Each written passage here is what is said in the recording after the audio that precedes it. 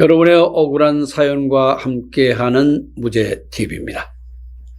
오늘은 소위 엿바꿔 먹는 검찰 수사 얘기로 시작을 해보겠습니다. 엿장사 말대로 맘대로라는 이런 말이 있죠. 다 공정과 연계된 비유이자 비판입니다. 검찰 수사의 공정성, 비단 어제 오늘의 일이 아닙니다. 이를 감시하고 견제해야 할 주류 언론이 검찰 편을 드는 이상한 현상도 머지않아 큰 변화를 맞이하리라 봅니다. 최근에 경향신문에서 소위 광고와 기사 엿바꿔 먹으려다가 미수에 그친 사건으로 사장, 편집국장 등 줄줄이 물러나고 문제를 제기하고 기사 삭제에 어쩔 수 없이 동의했던 해당 기자는 사표를 낸 사건이 있었습니다. 빵 만드는 SPC그룹이 5억 원을 제의했던 거죠. 일면 살아있는 언론의 모습이기도 합니다. 우리 언론 기업 비판 기사 광고로 엿바꿔 먹는 거 다반사입니다. 주류 언론은 더 심합니다. 특히 돈 많은 삼성은 언론을 아예 통제하는 수준이고 주인 없는 금융권, 공기업 등은 언론의 호구입니다. 그야말로. 웅진그룹의 수십억 세금 횡령에 100억대 조세 포탈권을 터뜨려도 주류 언론 거의 조용합니다. 상당한 이유가 있죠. 윤석금, 김승유 이분들이 수십 년 동안 구축해놓은 언론과 검찰 연관의 인맥 정말 간단치 않습니다. 돈 권력 이걸 누가 비켜갈 수 있겠습니까? 이 두 분 새 정부 청와대 실세들과도 아주 탄탄한 관계를 맺고 영향력을 발휘한 것으로 드러나기에 하는 말입니다. 이 시간에는 윤석금 회장의 웅진금융특혜비리 중심에 있는 김승유 씨 문제 덮은 검찰, 이 수사 문제를 파보겠습니다. 오늘은 윤종우 사장과 이혼한 전문가 이 두 분이 자리를 함께 했습니다. 두 분 다 사실 법무 관련 일도 하고 있고 오랜 동안의 금융 이력을 갖고 있습니다. 이 바쁜 시간 잘 나와주셨습니다. 네. 제가 오늘 김승유 비리 이 수사 중단 이 과정을 이 김승유 이분하고 웅진 이 어떻게 관계가 형성되어 있는 겁니까? 이 간단하게. 일단 김승유 씨는 이제 하나금융그룹, 하나은행 회장님이셨는데 저희 사건에서 윤석금 회장이 한 달 전에 5천만 원으로 설립한 회사에 아무런 담보도 없고 그냥 1,300억을 지원을 해줬습니다. 이거는 뭐 합법적으로는 불가능한 일인데 하나은행에서 그걸 이제 지원을 해줘가지고 1,300억 대출이 나간 걸 보고는 이건 뭐 일반인들은 상상도 할 수 없는 그런 관계가 아닐까라고 생각할 수밖에 없었습니다. 그래서 이제 윤석금 씨의 이 금융특혜 비리 또 그리고 재산 뺏긴 이런 부분들을 검찰에 고소를 한 거 아니겠습니까? 제가 검찰 고소를 했습니다. 그 최근 끝이 언제입니까? 그게 대략? 그게 이제 작년 10월부터 올해 이제 1월 사이에 벌어진 일인데요. 그러니까 한 3개월 사이에 처음에는 이제 검찰에서 굉장히 의욕적으로 수사를 진행했습니다. 왜 그러냐? 직접 검찰에 가셨던 겁니까? 제가 이제 고소인으로 가서 처음에 약 한 열흘간 사전에 고소인 조사를 먼저 받았고요. 그럼 검찰 어느 부서입니까? 그게? 중앙지검 조사 1부에서 받았습니다. 중앙지검 조사 1부. 그 당시에 담당 수사검사는 누구입니까? 수사검사는 이주영 부부장 검사였습니다. 부부장. 그 부부장은 그라고 이제 같이 수사를 며칠이나 받으셨어요? 처음에는 부부장 검사께서 6개월 예정이라고 얘기를 하셨는데, 내용은 뭡니까? 그 내용. 그 내용은 이제 부부장 검사께서 저희 사건에 관심을 가졌던 이유는 바로 이것 때문입니다. 윤석금 회장에 대해서는 이미 일부분에 대해서 유죄 판결을 받았습니다. 그렇죠. 저희 부동산을 저희가 강탈해 나간 금액 중에 일부 금액에 대해서 유죄 판결을 받았기 때문에 그런데 그때 2015년 수사가 사실상 뭐 면죄부 수사 비슷하게 돼가지고 진짜 그 당시에는 왜 수사가 이루어졌냐면 이제 렉스필드 골프장 회원권 자금 회비 이제 540억 유용한 것만 수사를 해서 징역 3년의 집행유예를 받았는데요. 근데 정작 중요한 국민연금 230억 뭐 유용 사건, 그 다음에 부실기업 극동건설 자금 729억 유용, 또 그리고 세금 포탈 및 횡령, 이 부분에 대해서는 아예 수사도 안 하고 기소도 안 했습니다. 아, 그래서 그 부분을 이제 그렇죠. 수사를 해달라고 예. 조사해달 얘기를 한 거겠죠. 예, 그리고 더군다나 이제 김승유 회장 관련, 하나은행 관련해서는 아니 도대체가 5천만 원짜리 회사에 1,300억을 대출을 해준다라는 건 있을 수가 없는 일이고, 그건 뭐 국민 상식 아니겠습니까? 이게 합법을 통해서는 있을 수가 없다. 그래서 하나은행을 집중적으로 수사를 했습니다. 그럼 그때 수사를 좀 며칠 동안 그래서 처음에는 예. 이제 약 2개월 동안 예. 이제 담당자들, 실무자들을 소환 조사를 마쳤고요. 실무자라는 거는 은행에 대출을 은행 집행했던 쪽의 관계자들. 그 담보권을 넘겼던 정확한 예. 무상으로 넘긴 실무자들을 수사를 했고요. 소환 예. 조사를 했습니다. 아, 검찰. 소환 조사. 예. 그래가지고 이제 수사관이 저한테 1월 25일경에 하나은행에다가 그 담보권을 무상으로 넘겨주라고 지시한 총책임자가 누구냐를 드려 그 사람을 검찰로 소환을 했다고 했습니다. 아, 소환을 했다. 예. 소환을 요청했고 지금 그거 좀 하나은행에서 당황해하고 있다라는 얘기를 들었습니다. 그게 정확하게 올해 1월 25일인데요. 그럼 저기 윤사랑께서 직접 들으신 내용이죠? 아, 그렇습니다. 그 윤사랑도 사실 저희 법학하지 않으셨어요? 예, 저도 법대에 나왔고 그 법무 관련된 업무를 뭐 수십 년째 하고 있습니다. 그렇습니다. 예. 자, 그러면 그런데 그래서 이제 제대로 대한민국 검찰이 제대로 일을 하는구나라고 생각을 했는데 갑자기 이상한 일이 벌어졌어요. 2월 1일 날 저희 이주영 부부장 검사가 지방으로 발령 나버렸습니다. 그리고 정기 인사 때였나요? 그거는 뭐 정기 인사 부근이었던 건 같아요. 예. 근데 이분이 작년 7월에 부임하신 분이고, 그러니까 거의 한 6개월도 안 된 세월에 안 돼가지고 자리에 바뀌게 됐다. 그럼 어디로 갔습니까, 이 사람? 진천 연수원으로 발령 나버렸습니다. 완전 소위 말로 좌천이죠. 물 먹은 거네요. 예, 물을 먹은 겁니까? 먹인 겁니까?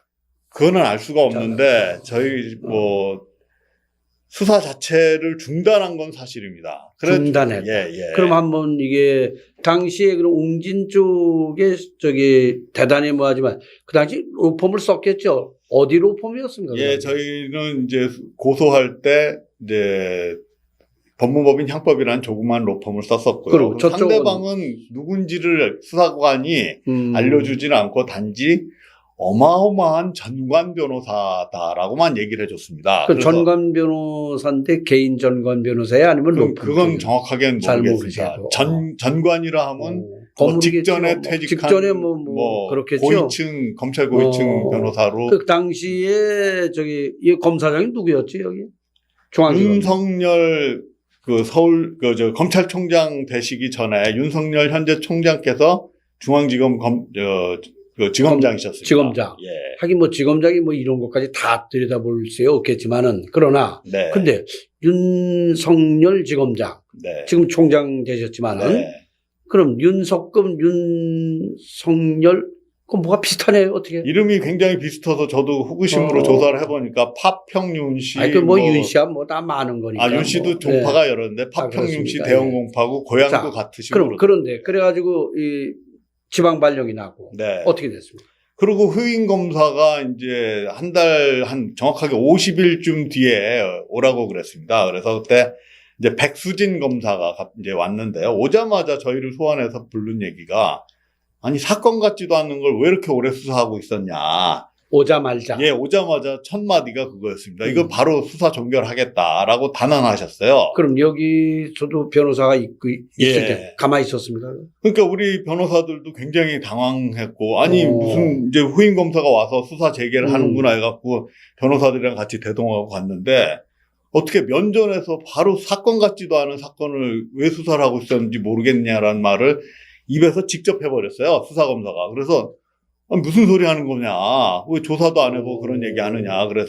그러면서 빨리 그러면 더 할 말 있으면 뭐 한 일주일 시간 줄 테니까 4월 1일까지 후속 서면 내고 이제 종결합시다. 라고 아예 단언해 버렸습니다. 근데 이건 뭐 직권남용이고 직무유기인데 예. 왜 그 검사 고소 안 했습니까? 그거? 검사를 고소한다는 거는 저희로서는 뭐 상상도 할 수 없는 해야죠. 얘기고요. 안 되는 그리고 그게 이제 그렇죠. 수사검사가 중단한다고 예. 하지만 저희가 사정해서 서면을 그 뒤로 7차례 더 내면서 예. 저희 이 사건을 좀 더 상세하게 설명하려고 무단히 노력을 했습니다. 그래서 그때는 그게 중단된지도 모르고 그래도 검사가 그래도 좀 자기 그 검사의 직분에 맞춰서 수사를 지속하는 줄 알았습니다. 그러다가 갑자기 7월 25일 날, 그 역사적인 날입니다. 윤석열 검찰총장 부임하는 날, 예. 갑자기 문자가 왔어요. 불기소 처분했다라고. 뭐 요즘은 뭐 이제 그렇게 문자로도 보내고. 아니, 그래도 하지만. 아무튼 그날이 윤석열 서울지검장이 검찰총장으로 취임하시는 바로 그날입니다. 그날 갑자기 오고 깜짝 놀라서 물어보니까 어찌 보면 이제 예. 총장이 되고 하지만은 지검장이 일일이 다 안 봤더라도 관할돼 있는 그 라인이 예. 이 4차장 소관 아닙니까? 예, 그때 4차장 소속 그러죠? 소관이죠. 그 4차장 쪽에서 결재를 했기 때문에 지검장은 뭐 아주 관행적으로 해가지고 보냈다 이렇게 볼 수도 있는 부분도 있겠지만은 예. 뭐 다른 것이 껴있지 않기를 뭐 그렇게 생각을 했으면 좋겠지만은 예. 그러면 그 다음에 그 담당 부부장 그 검사는 그렇게 불기소 처분하고 그 뒤로 얼굴을 볼 수는 없었고요. 아. 부장검사로 승진해서 전주지검으로 영전하셔서 가셨다라고. 전주지검 얘기를 영전. 예. 지금 현재 형사부장, 형사 어디, 1부장. 지금 어디 가 전주지검에 있습니까? 있습니다. 지금 있어요? 예, 예. 조만간 한번 전화 걸어서 직접 한번 물어봐야죠. 예. 자, 그럼 이렇게 지금 현재 이거는 이제 다시 이 부분에 대해서는 횡령 부분. 네.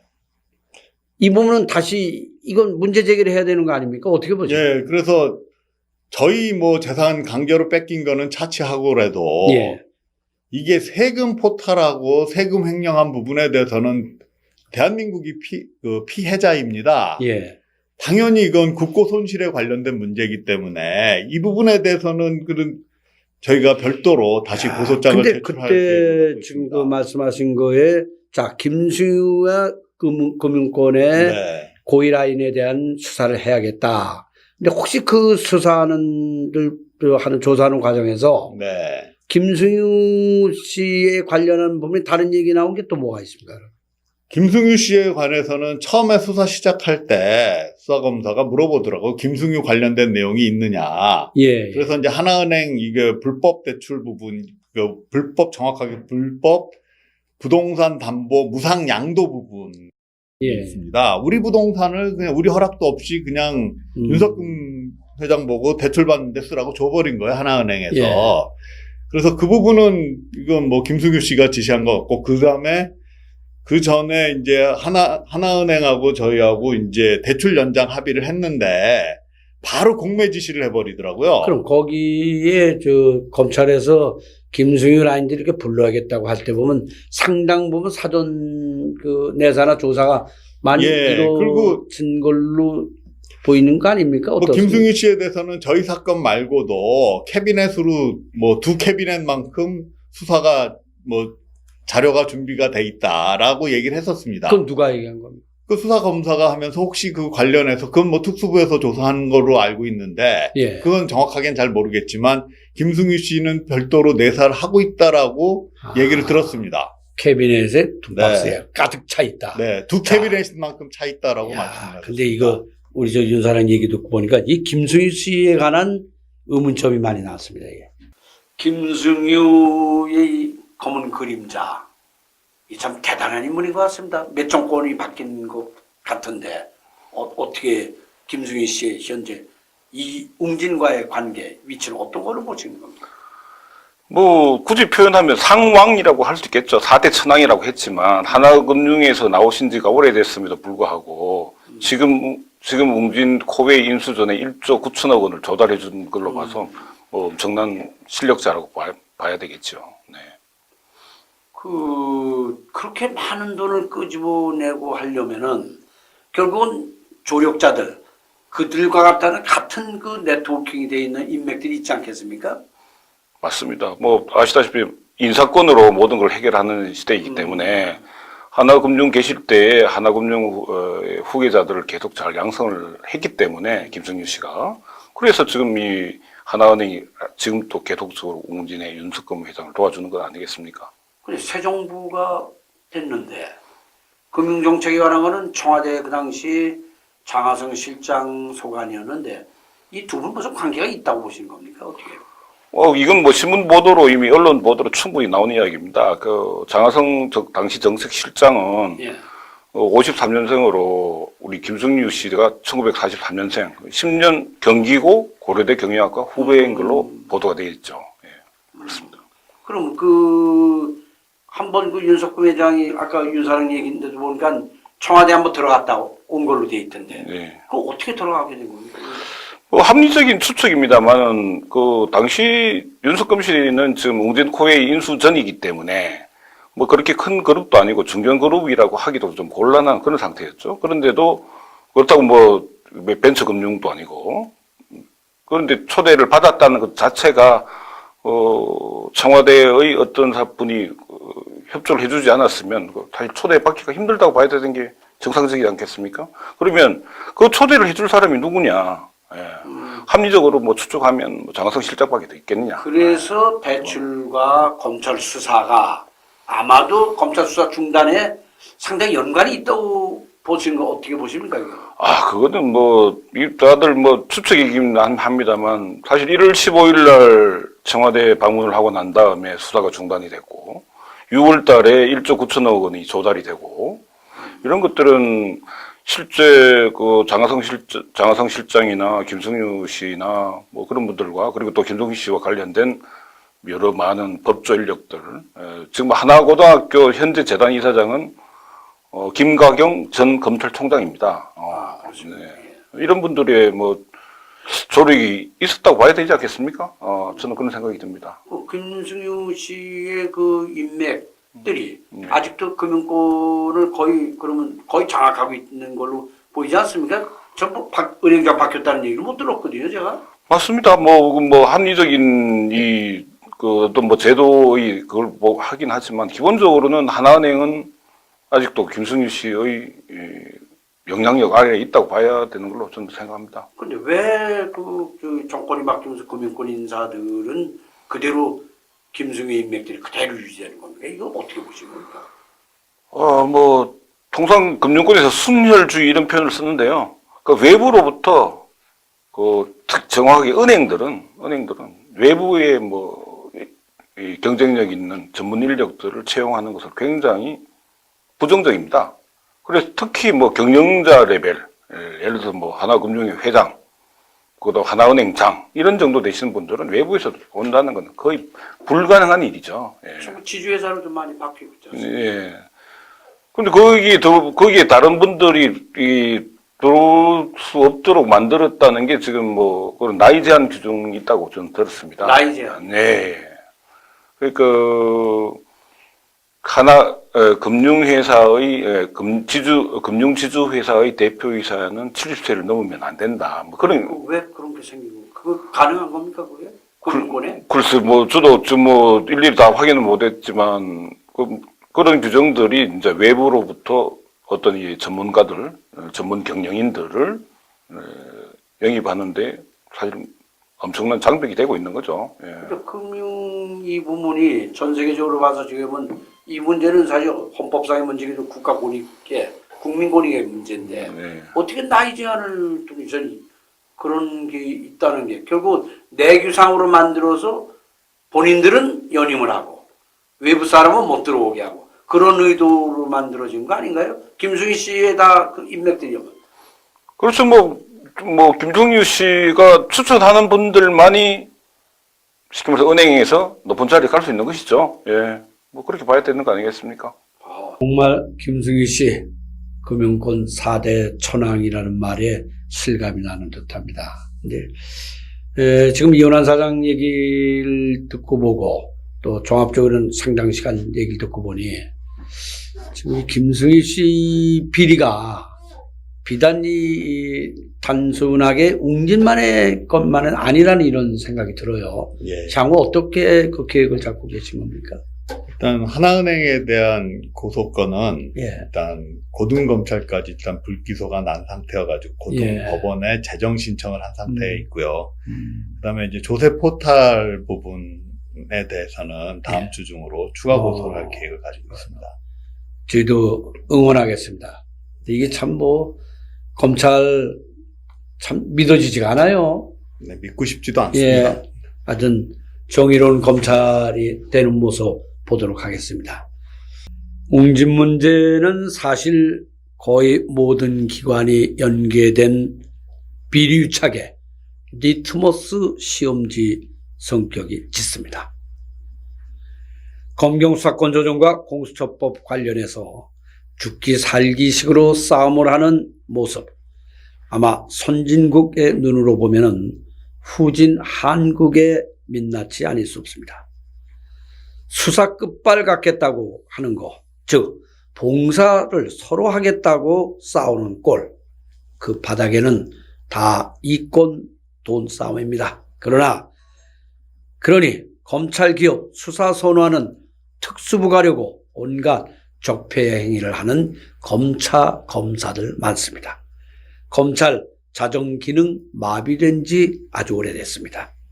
일반 국민들 검찰의 추악한 실체 잘 모릅니다. 스스로 기사와 엿바꿔 먹는 거 규탄하고 반성하는 독립언론 경향신문의 자정 기능과는 너무나 다릅니다. 웅진의 윤석금과 김승유 수사 덮은 사실, 이제 눈 감을 일 아닙니다. 용기 있고 정의감 지키는 검사 등장을 기대해 봅니다. 늦었지만 눈을 크게 뜨고 재수사하고 법무부, 감찰에 나서야 됩니다. 금융당국, 국회 상임위 열어서 이 부분 반드시 색출해야 됩니다. 여러분의 응원도 바랍니다. 감사합니다.